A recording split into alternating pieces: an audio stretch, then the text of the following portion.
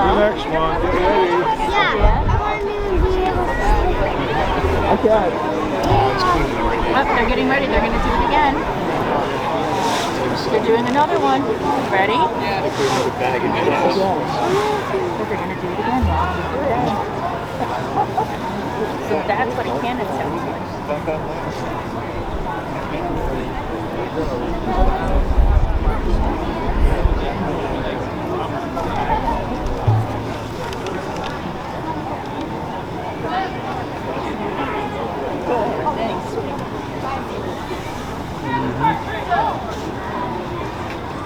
Here we go. You just lit it. Can I please go with you? Here. Can you see, Gav? Let me just put the light down. I had to fix it. I have to make him a new pair. I did his best this year. Again, we want to welcome you to Washington's Crossing. My name is Ned Hector. I represent one of the many black soldiers that fight in the American Revolution.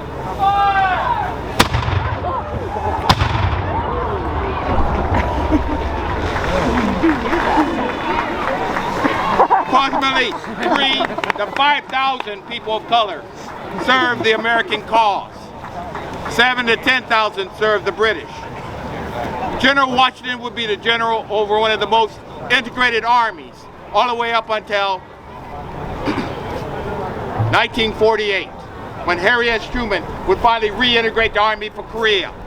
And that would take over 150 years to happen. 150 years before a gentleman like myself and that man right there could be in the same unit fighting the same enemy. General Washington also will command at least 3 majority black regiments. One from Massachusetts, one from Rhode Island, and there would be a group that would come in from Haiti, Saint-Domingue at the time, with the French and fight in the Battle of Savannah and the Battle of Charleston. And they will play an important part in our struggle for independence. For instance, up in New York, the battle is not going well. We're losing every last engagement with the British. We're getting pushed southward through New York until finally our back's up against the river. We are trapped at Brooklyn Heights. The next day, the British are going to close in. They're going to annihilate this army. They're going to capture this traitor Washington. That's going to be the end of our fight for independence. But under the cover of night and fog, under the very noses of the British warships that would be anchored in that harbor that night, men would row their boats up. They would load the army into the boats. They would take them across the river. Some would make that trip as many as 11 times that night. What you don't know is that many of those men who are rowing those boats are black sailors from Marblehead, Massachusetts. The same ones you see, they're rowing the boats here, now. These men allow us to continue our fight for independence. There's going to be another battle that's going to come down the pike. The Battle of Yorktown. Before I go there, did you know that we have spies in the British camp? Did you know that? Did you know we have black spies in the British camp? One of which is James Armistead Lafayette. He takes on that extra name in honor of the person he's spying for. He and other spies will learn information that the British are going to Yorktown. They will make plans to surround the British at Yorktown. But Cornwallis, the leader of the British forces, is no fool. He builds fortifications around the outskirts of the city. Why? Because he doesn't want us to bring our cannons close enough to bombard the city. We have to take out 2 fortifications before we can get close enough to be effective with our cannons. The first part of the battle doesn't go well. We attack, we get thrown back. We attack, we get thrown back. Finally, we start digging trenches towards Yorktown. Washington calls one of his best units, the Rhode Island Regiment. They're sitting there with their guns, unload it, bayonets fixed,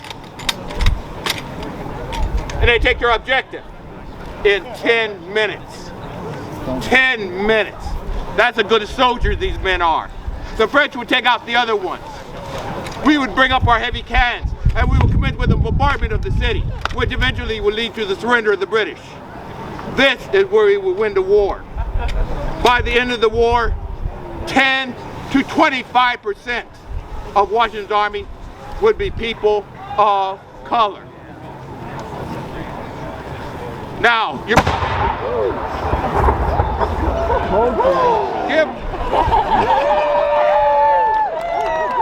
I'm artillery, I like that. Now you're probably wondering, so what, Ned? What does that mean to me? First of all, you have to realize that General Washington doesn't win many battles. Let's say he fights 10 battles. Out of 10 battles, guess how many he wins? 2, 3. Now you take away 10 to 25% of his army. What do you think the chances of winning are now? Not good. So, here's what it means to you. You who are standing here today, enjoying the freedoms you're enjoying here today, are enjoying them in part because a lot of black people who had to fight and die so that you might be free. Do you hear me? Yes. Do you hear me? Yes. You see, I think it's morally wrong when somebody pays the ultimate price with their lives only to be forgotten by those who are enjoying what that price bought. That's you. That's me. How would you like to have somebody that you love dearly die for somebody else's freedom only to have them forgotten? My people were forgotten. And yes, I do feel very strongly about that. Now, please don't mistake what I am saying. Am I saying, well, we black people won the American Revolution all by ourselves? Right, laughter. No. Could we win the American Revolution without the Irish? No. Without the Germans? Without the French? The Polish? The Scottish? Without the Spanish? Do you hear? It took all of us coming together to win our independence. Now, young people, in school, you learn American history, right? And you learn some African American history, right? But some people believe that these two have nothing to do with each other. Is that so? You're right. African American history is American history. And you know what? I don't care where your people come from. I don't care what your ethnic origins are. I don't care what your social background is. If you are an American, you share in African American history because these people helped you to be free. There's a man that comes down the pike later on. He gets his arms around his concept. He comes up with a motto for our country. E pluribus unum. It's Latin, but even these young people understand what it means.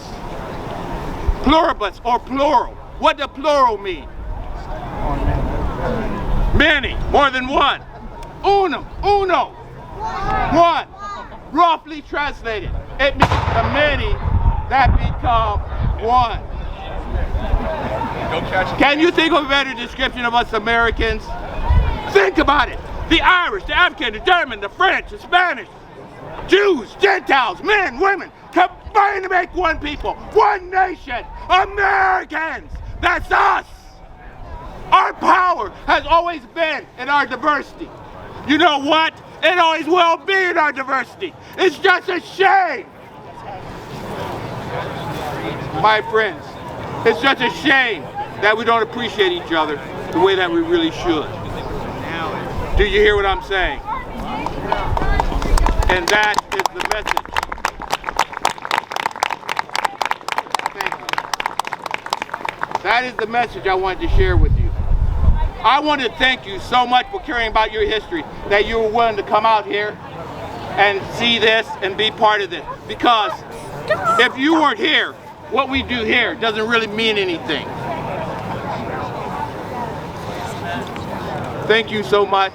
And I pray that you will remember this, what you experienced. Remember it to your children, and tell your children to remember it to their children. Well, I guess I better shut up and leave at this point. I want to thank you so much for allowing me to share that with you.